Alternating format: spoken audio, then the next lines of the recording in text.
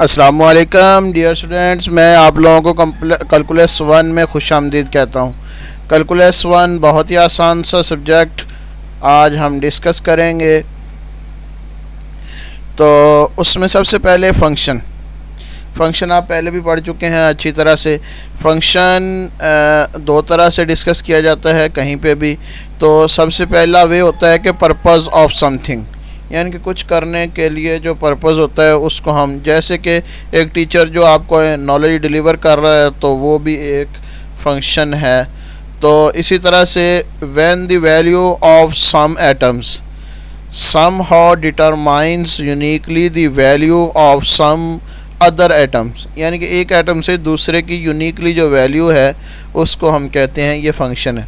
जैसे कि अल्फ़ाबेटिकली आपके नाम्स लिखे हुए हैं, ये सारे नाम लिखे हुए हैं, तो ये भी एक फंक्शन है नंबर के लिहाज से एक नाम का निकल आना।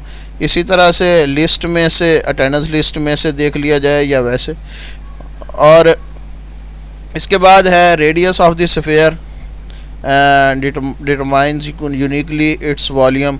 अगर रेडियस पुट किया जाए तो उससे उसका वॉल्यूम निकल आता है किसी भी स्फीयर का, ये हमें पता है पहले, तो ये भी फंक्शन है। इसी तरह से एक वैल्यू x होती है इसमें फंक्शन में, एक y वैल्यू होती है। एक x वैल्यू जो है somehow determines यूनिकली, जिसको हम पुट करते हैं और जो मालूम करनी है वो y वैल्यू होती है। तो x और y को ऐसे लिखा जाता है, y is equal to f of x होता है। ये दोनों के दोनों वेरिएबल्स हैं। इसमें x जो है वो इंडिपेंडेंट वेरिएबल कहलाता है और y डिपेंडेंट वेरिएबल कहलाता है। तो फंक्शन को हम कुछ इस तरह से डिस्कस किया जाता है। सबसे पहले इसमें दो चीज़ें होती हैं, एक को डोमेन कहते हैं, एक को रेंज कहते हैं। डोमेन के जो एलिमेंट्स हैं उसको स्मॉल x से ज़ाहिर किया जाता है और जो रेंज के एलिमेंट्स हैं उसको स्मॉल y से ज़ाहिर किया जाता है। A rule or procedure f को कोई रूल, प्रोसीजर या असाइनमेंट भी कह सकते हैं। That for every given atom in D determines uniquely an atom in R, यानी कि डी के कोई एलिमेंट्स को, एवरी एलिमेंट्स को अगर पुट करें तो यूनिकली कोई आर का एलिमेंट दे तो उसको हम फंक्शन कहते हैं। इसको ज़्यादातर y is equal to f of x की शक्ल में लिखा जाता है। F from D to R होता है। तो ये कुछ उसकी प्रॉपर्टीज़ बताई गई हैं जो कि आप लोग देख लेंगे। एक टेबल है हमारे पास, जैसे कहता स्नोफॉल हुई किसी भी साउथ के इलाके में, साउथ बेंड पर, तो अक्टूबर में 0.7 हुई, नवंबर में इस तरह से ये इंचज़ में हुई है। तो ये भी एक वैल्यू दी और जो है फंक्शन। ग्राफ के ज़रिए से भी फंक्शन को देखा जा सकता है। हम x की वैल्यू पुट करते हैं, y की वैल्यूज़ आती जाती हैं, तो इसको हम ग्राफ के ज़रिए से लिखा जा सकता है। और ये बात का ध्यान रखना है कि ग्राफ में अगर ये जिस तरह से सेकंड ग्राफ है इसमें कर्व्स बन रहे हैं, जैसे 7 पर 2-3 वैल्यूज़ आ रही हैं, तो ये फंक्शन नहीं होगा। तो इसके बाद है आ वर्बल डिस्क्रिप्शन। अगर हम वर्बल देखें तो उसमें जैसे हमें पता है, एक एग्जांपल देता है, a cost of parking in a certain parking garage. हमारे पास कुछ जगह है जिस पर पार्किंग करने के RS $15 हैं।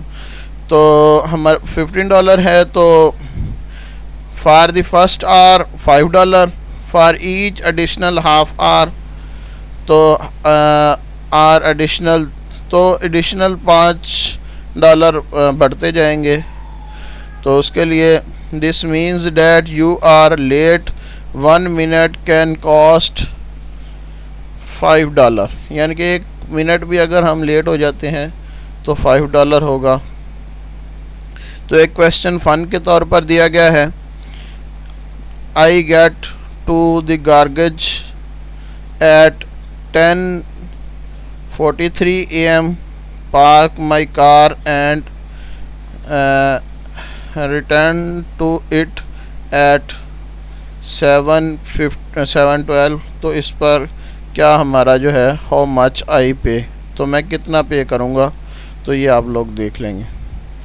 The most common and explicit formula, हमें पता है कि अब ये देखें, ये हमने x की वैल्यूज़ को पुट करके y की वैल्यू, फंक्शन की वैल्यू आ गई। जैसे f of x is equal to 4/3 pi x square plus pi x cube था पहले, तो फिर उसके बाद एक्स स्क्वायर है। तो इसमें हम क्या चीज़ मालूम करते हैं, तो ये हमें पता है पहले से कि हमें जो पहले सबसे क्वेश्चन दिया गया था वही था। तो in this class the function will be the type f from D to R, where D is the set of real and R is the set of real number हो, तो इसका ग्राफ ड्रा किया जा सकता है।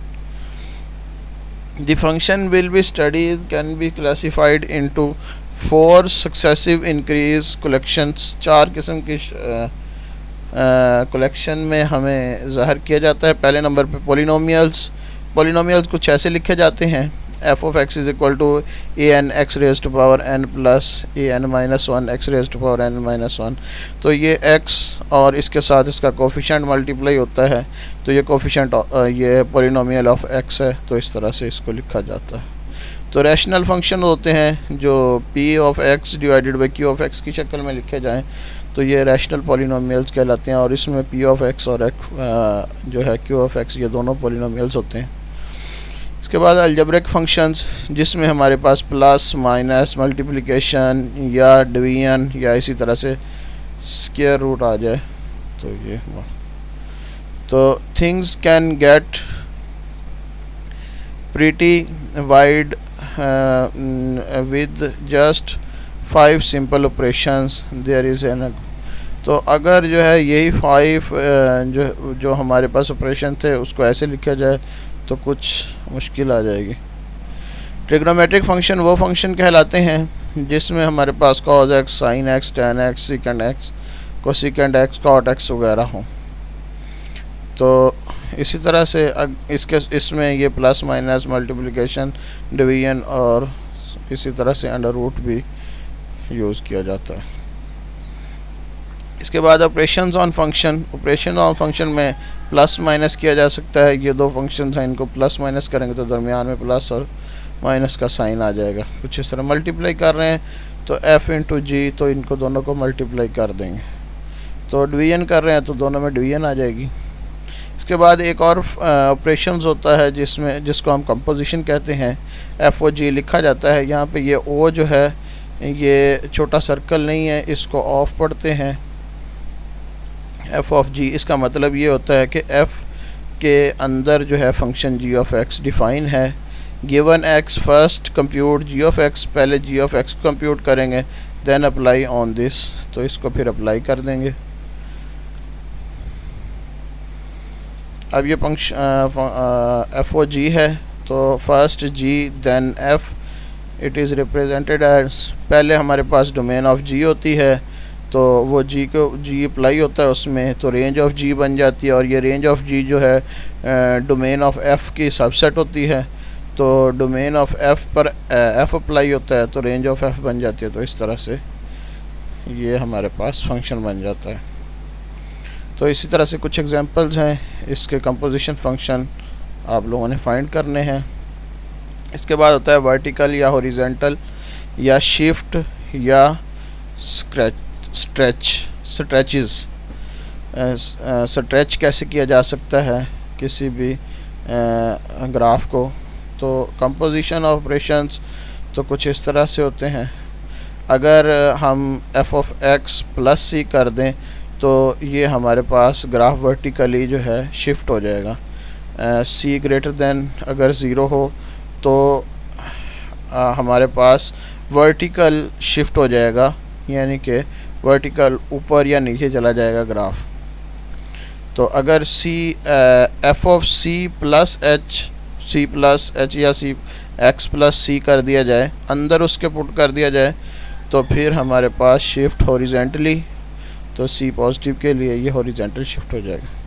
अगर C multiply कर दिया जाए एफ ऑफ एक्स के साथ तो स्ट्रेच हो जाएगा ग्राफ वर्टिकली, तो ये सी इसमें ग्रेटर देन 1 होगा। 0 पर तो वैसे ही फंक्शन को 0 कर देगा, तो ये ग्रेटर देन 1 होगा।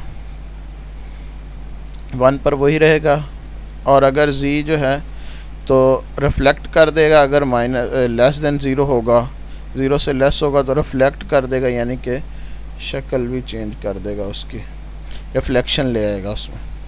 और c f of c x stretch कर देगा फंक्शन को हॉरिजेंटली।